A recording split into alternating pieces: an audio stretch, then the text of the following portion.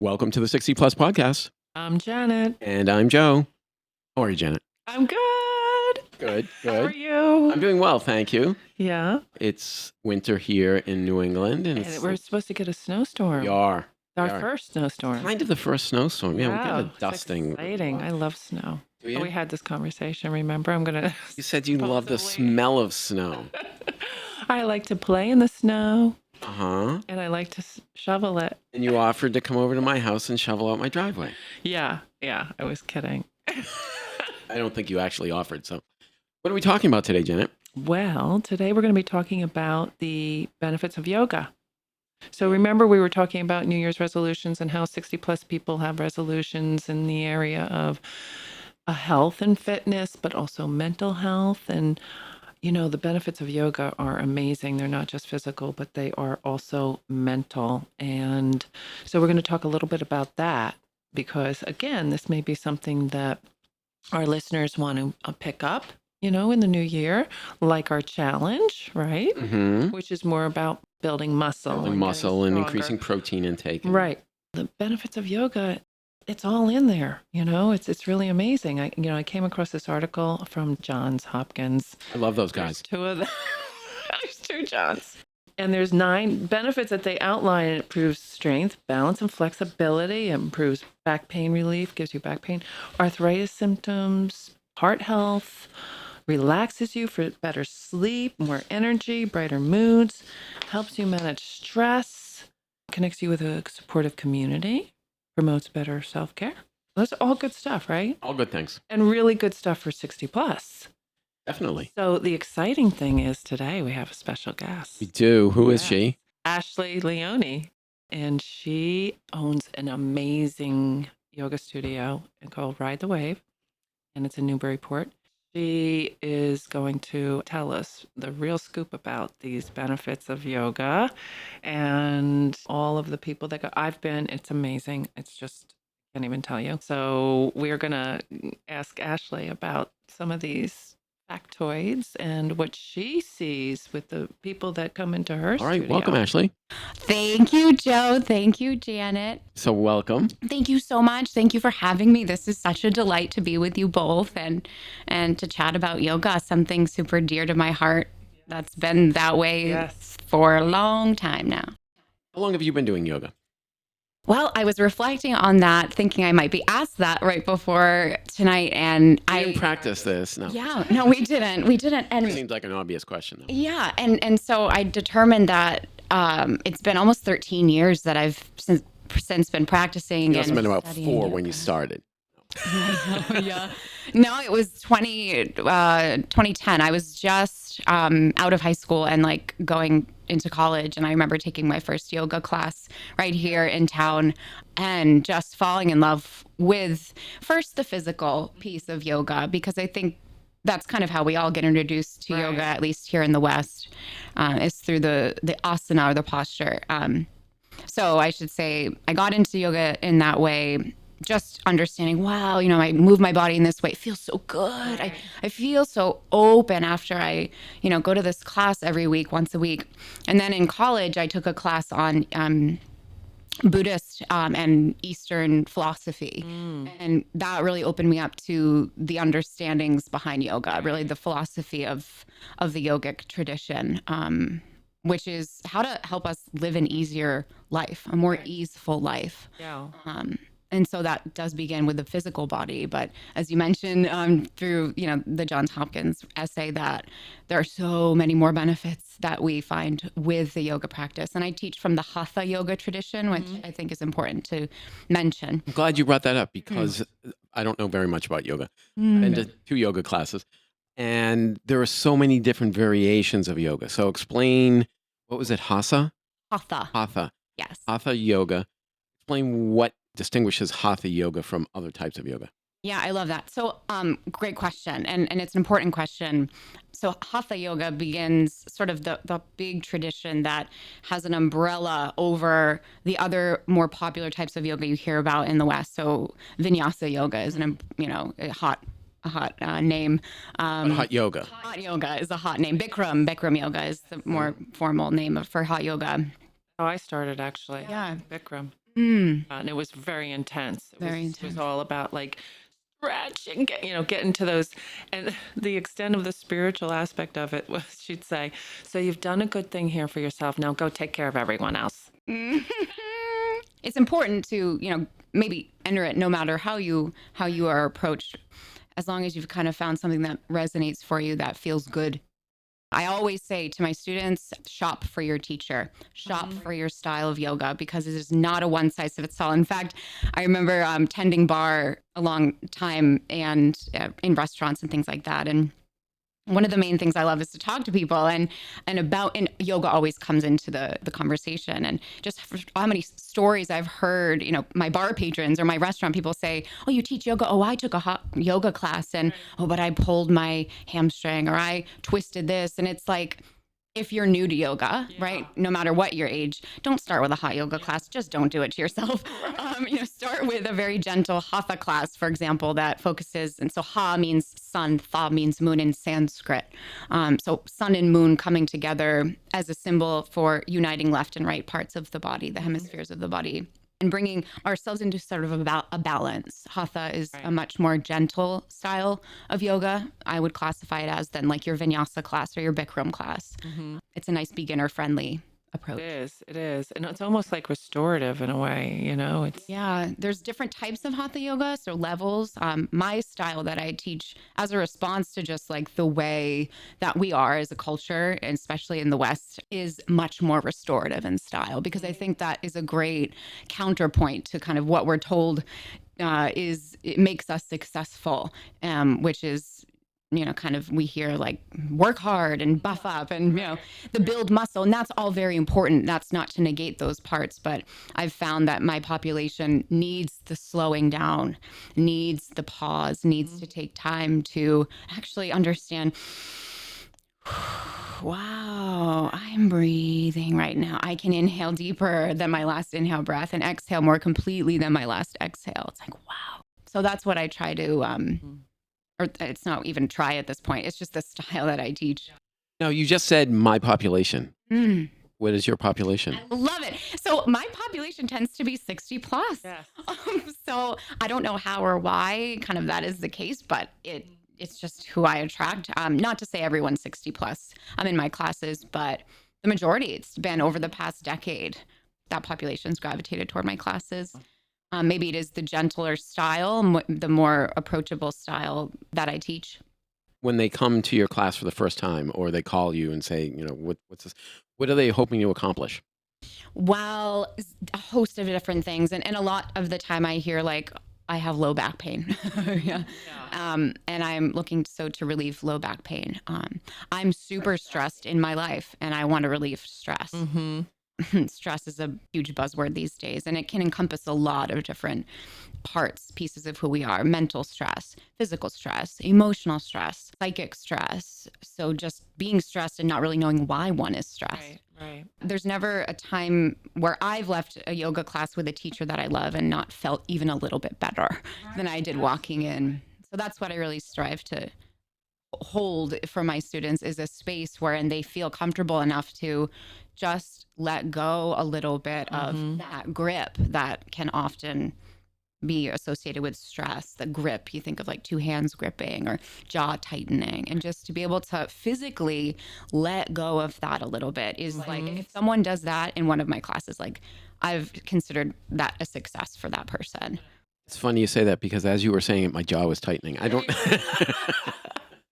I don't know why. Yeah, but you need to go to Ashley's class, Joe. Maybe. You've been once. I have. Yes. I have. And I enjoyed it.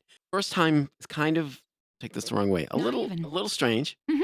So, I mean, you get in there and it's kind of a little dark, and there's weird music playing, and you're getting on the floor, and there's other people on the floor near you. And And it's like kindergarten nap time comes back to you. well, yeah, and some people are using these cubes. Explain what a first time yoga class is like for someone like me. I think you just did. And I think that is such it's great to have your perspective, Joe, too.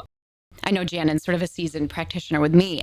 So it's helpful to kind of have that other perspective coming in where it is an environment that is dim lights, my friends. Like we're not using any overhead lights. No. It's just mood lighting. It is darker. It's sort of, I strive to create a womb-like space where you can kind of enter and be invited to rebirth in a way. Not that that's the expectation, but at least where there's a sense of I'm being taken care of here.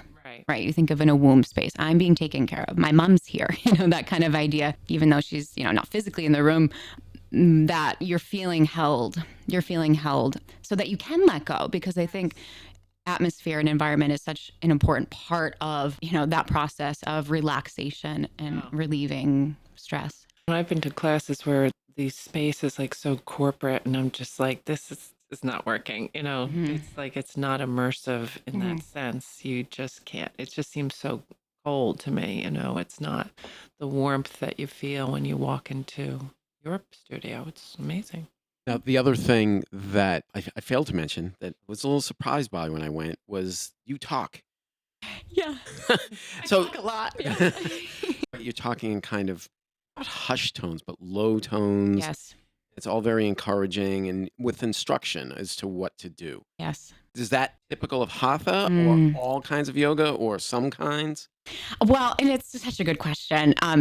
And I'll answer it with an anecdote. I have a lot of people coming in who are first time and they tell me, they say, oh, if you see me going into child's pose or if you see me staying on my back, don't think it's, any like insult to you. Like maybe I'm hurting, like I hurt my foot or I hurt my knee. And I respond with, I don't open my eyes during class. Like I teach with my eyes closed, Joe. So I don't know if you noticed that or not.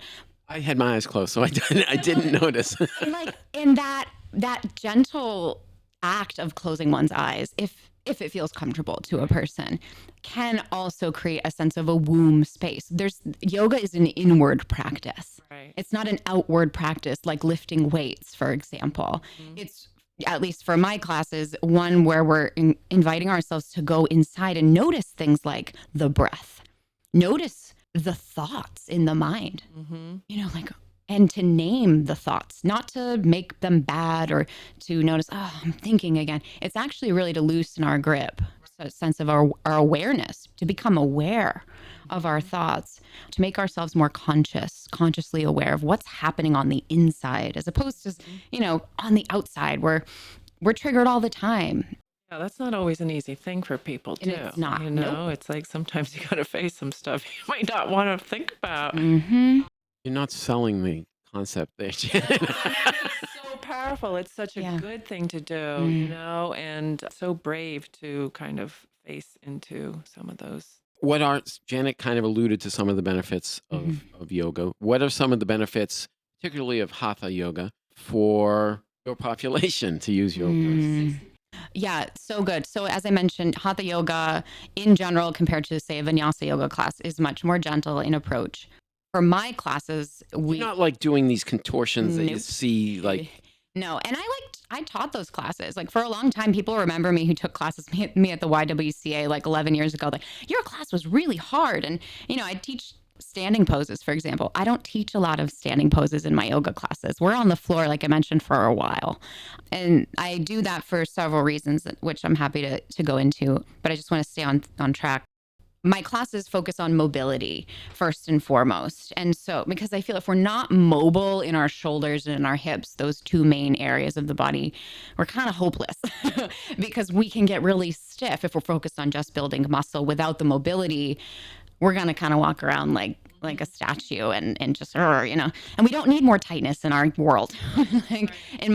From my perspective, it's much more productive to be looser and to let go, because there's already so much heaviness and stress in our world, as we know. So we're, for a 60 plus person, we're really focusing on mobility first and foremost. We're doing shoulder mobility, ball and socket movement with the arms. We're doing ball and socket movement with the legs from the hips. And so that's why we start on our backs, because the spine is in a neutral place on the floor. In theory, gravity's helping us. And so when the spine is neutral, the joints are that much easier to move instead of the spine being sort of slunched or humped. And in the yogic tradition, in all yogic traditions, the idea is to move energy more through the body, to make us more limber. And so a tall spine is a great way for the breath, just first and foremost, to be able to move deeply from the belly all the way up toward the base of the neck or the head. You know, when I'm standing with a taller spine. Now, unfortunately, when you get to be of a certain age, sometimes there are parts of your body that just aren't as flexible. I have a friend who's had hip replacement surgery. Yep. How is that addressed? I make it a point before my classes, especially with new people, to go and have a conversation with them. So definitely sitting down next to them, tell me what's hurting. Sometimes just naming what's hurting can actually bring a lot of relief to that place because we're acknowledging it. We're acknowledging something. Like, as I mentioned, I'm closing my eyes, baby, during class. So it's like, I'm not looking at you anyway. There's a point to that. You are your best teacher. You are your best teacher. The student is the best teacher for that student. I'm a guide. So I tell someone who has an injury, do your thing. Just listen to your body. Join in if it feels right. Don't join in if it doesn't feel right.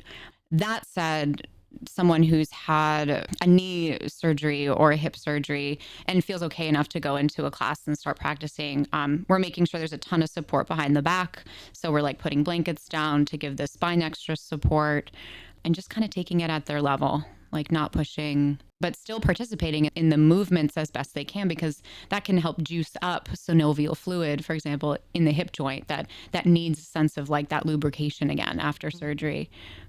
Listening to your body, I think that's such a great point because it does give you an opportunity to say, okay, what am I feeling? Where am I feeling it? And how can I release that grip, as you say? Give myself some relief, give myself some respite from whatever it is, pain, tension, anxiety, and arthritis and joint health, everything that you mentioned. These are all things that we face into as we get older too. So keeping that going and keeping that fluid going and keeping that flexibility is so critical. I love what you do. I think it's great. And I've seen, people 60 plus come into class who are new, who are 10 times more flexible than like a 25-year-old who comes into class. So it's really like age really is just a number.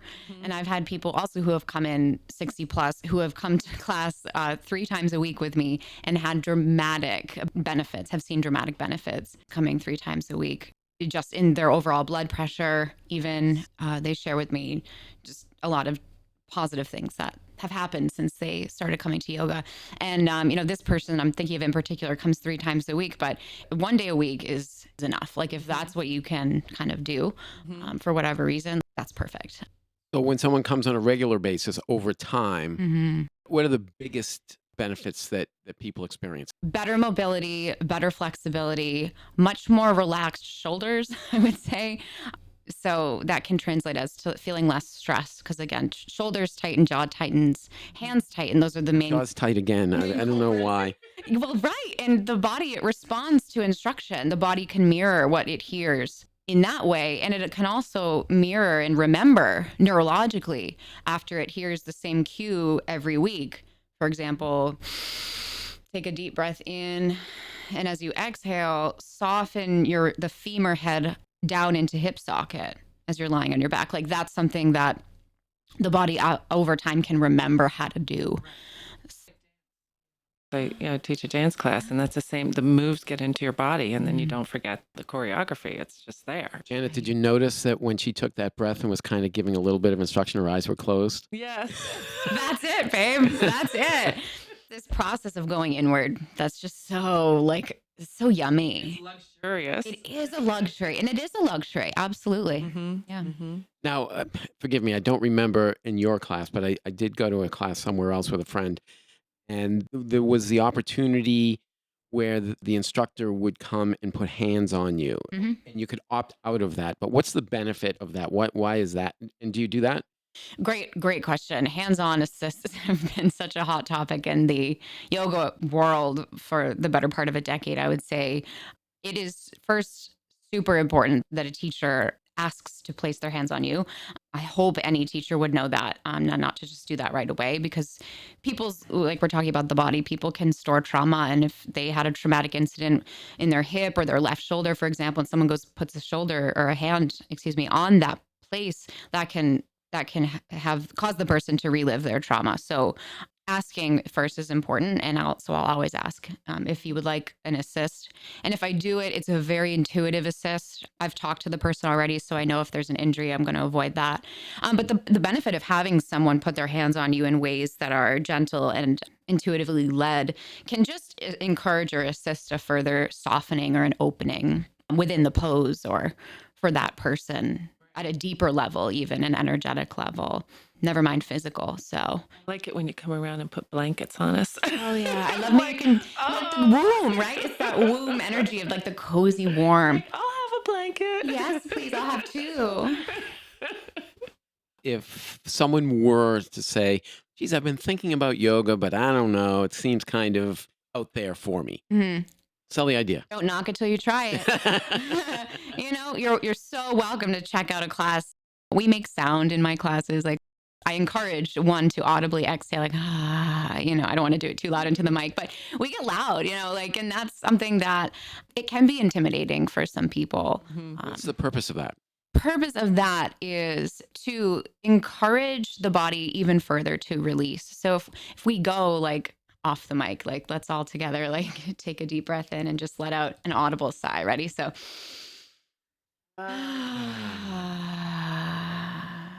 so the sound, that act of exhaling deeply and audibly, stimulates the parasympathetic nervous system in the body, which is the rest and digest response, as opposed to the fight or flight, the sympathetic nervous system, which is just on high activity all day for a lot of us. It also vibrates the cells. And so it just like helps us to kind of repattern our way of being into a way that's more relaxed and receptive and soft. It's like a really heavy sigh, right? It's a you super think of it, your nice, body sighs visceral for a reason to get to release release stress. Yeah. Yeah. Mm. And we're just encouraged to keep quiet, keep, Right. keep good, keep, in line. And that's just not who we are multidimensional beings. We're not linear beings. We're complex, we're deep. We're not, just supposed to be one way like all the time. So the classes that I teach, I hope people feel like safe to just be who they are. So I definitely encourage one to check it out. Check it out. See, like I said, shop around for your teacher, shop around for your studio, for your class. How would you do that? How would you shop? I'd literally go to a different studio like once a week. Like, do I like this teacher? Do I like this studio? Do I like this style of yoga? Go shopping.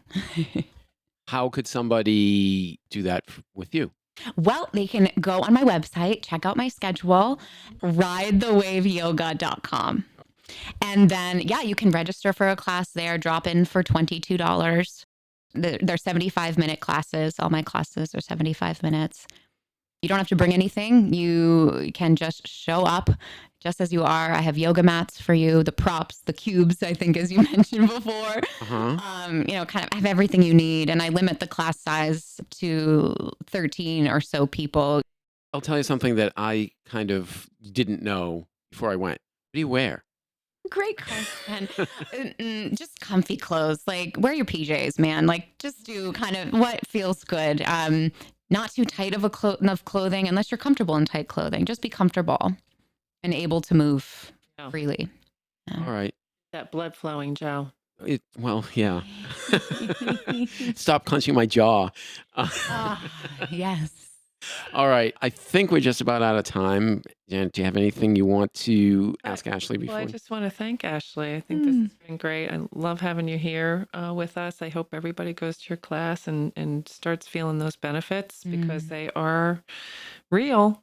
They are real. And it's a good way to start a program. If you're new, it's this nice, gentle, easy way to enter the world of yoga. All right. Thank you. Thank you so much. Thank you, Ashley. So till next week, this has been the 60 Plus Podcast. I'm Joe. I'm Janet. Bye.